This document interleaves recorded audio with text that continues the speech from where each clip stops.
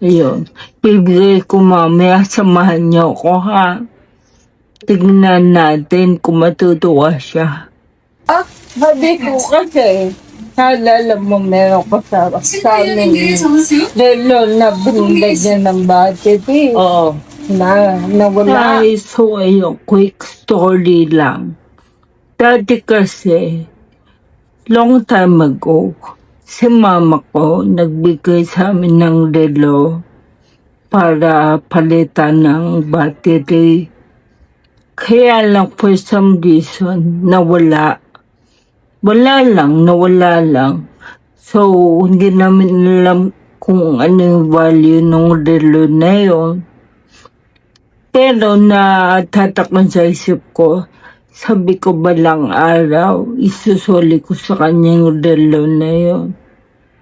So yun, lagi ko tinitignan sa marketplace.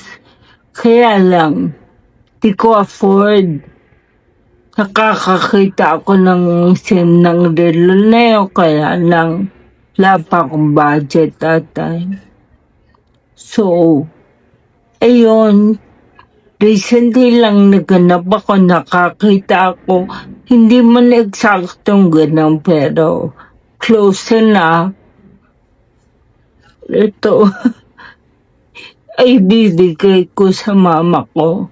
Sana kahit paano masayahan siya. Kasi nostalgic classic tong relo na to. Ayun, bibigay ko mamaya, samahan niyo ako ha. Tignan natin kung matutuwa siya.